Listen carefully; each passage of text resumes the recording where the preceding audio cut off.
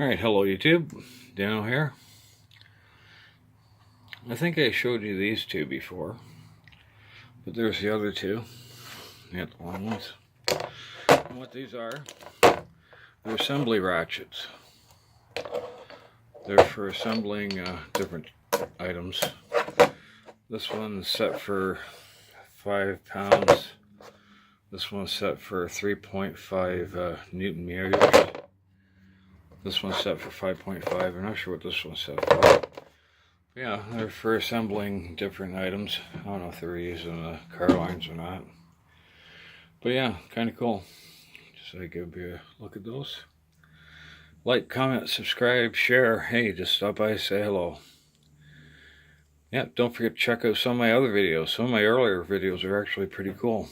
You get to see some of my early doings. Alright, in any case, talk to you later. Bye.